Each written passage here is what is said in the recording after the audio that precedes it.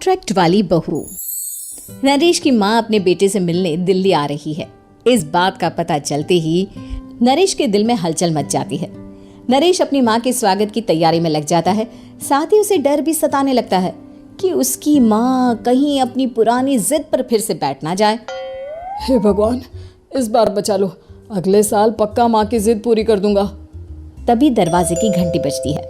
नरेश दरवाजा खोलता है तो सामने अपने मकान मालिक को देखकर हैरान हो जाता है, क्योंकि उनके साथ एक सुंदर सी लड़की भी थी। अब नमस्ते अंकल, कुछ काम था, मुझे बुला लेते। आपने क्यों कष्ट किया? अरे नहीं नहीं, इसमें कष्ट कैसा, मैं तो बस तुम्हें रीना से मिलवाने आया था।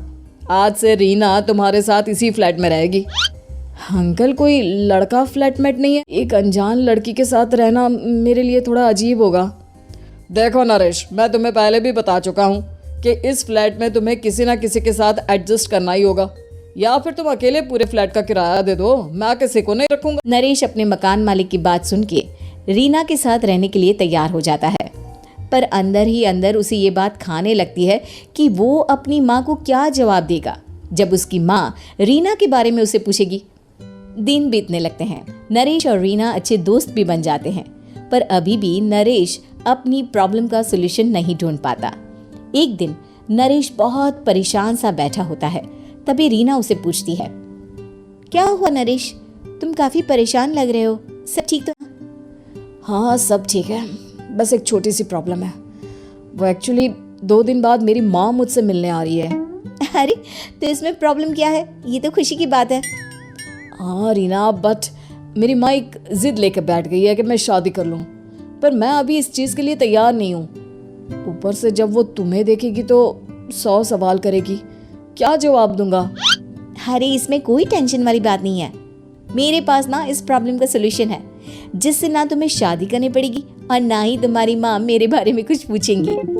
रीना की बात सुनकर नरेश सोच में डूब जाता है। वो सोचता है कि रीना खुले ख्यालों वाली लड़की है, कहीं माँ को सच बता ना दे। नरेश को सोच में डूबा देखकर रीना कहती है, अरे क्या हुआ, किस सोच में पड़ गए? डोंट वरी, जैसा तुम सोच रहे हो ना वैसे कुछ भी नहीं है। मेरे पास एक प्लान है। मैं कुछ समझ नहीं पा रहा हूँ, कैसा प्लान? मैं समझाती हूँ। हम ना एक कॉन्ट्रैक्ट मैरिज कर लेते हैं। फिलहाल मेरे पास जॉब नहीं है, तो तुम इस रूम का किराया दे देना जब तक तुम्हारी माँ यहाँ रहेंगी, सिर्फ तब तक। और तुम अपनी माँ से कह देना कि मैं तुम्हारी पत्नी हूँ, इससे वो मेरे यहाँ रहने पर कोई सवाल भी नहीं करेंगी। अरे बात तुम्हारी ठीक है, पर माँ से झूठ बोलना, ना ना बाबा, मैं ये रिस्क नहीं ले सकता। कोई और आइडिया दो ना तुम। देखो मंजूर हो तो बोलो, वरना सच बता दो, मुझे कोई प्रॉब्लम नहीं है। रीना की बात सुनकर नरेश सोच में डूब जाता है।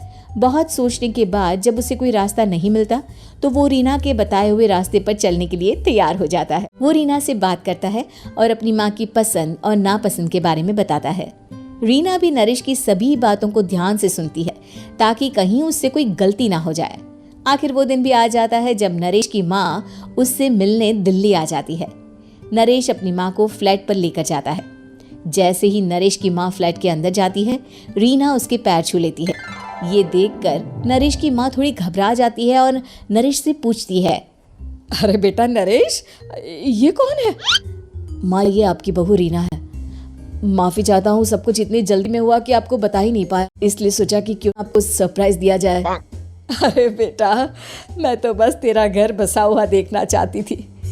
हाँ, बहुत अरमान थे अपनी इकलौते बेटी की शादी को लेकर, लेकिन कोई बात नहीं, शायद किस्मत को यही मंजूर होगा। ये कहते ही नरेश की माँ रीना को गले लगा लेती है। रीना बेटिया, मेरा बेटा ना थोड़ा नादान है, पर तुम काफी समझदार लगती हो, और मैं जानती हूँ कि तुम इसका बहुत अच्छे से ध्यान रखोगी। माँ आप चिंता मत कीजिए, मैं सब संभाल लूंगी। नरेश की माँ अपने बहू और बेटे के साथ खुशी खुशी रहने लगती है।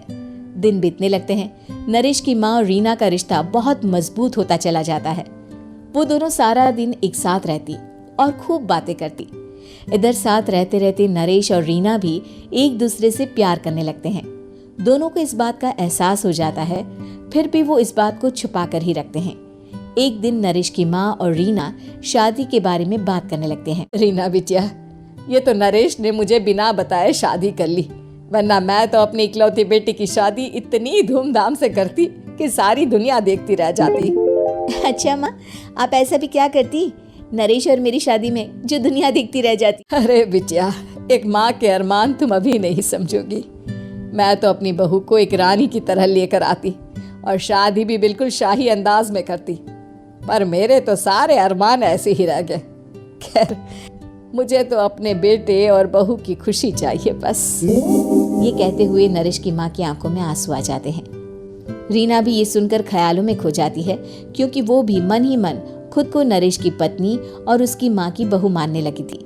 शाम को जब नरेश ऑफिस से घर आता है तो रीना खुद को रोक नहीं पाती और नरेश के सामने उसकी माँ को अपने और नरेश के रिश्ते का सारा सच बता देती है।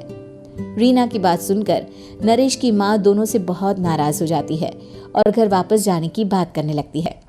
तुम दोनों ने मुझसे सच छुपाकर बहुत ठेस पहुंचाई है मुझे। अब तुम लोगों के साथ नहीं रहना चाहती मैं, कल ही वापस चली जाऊंगी अपने घर।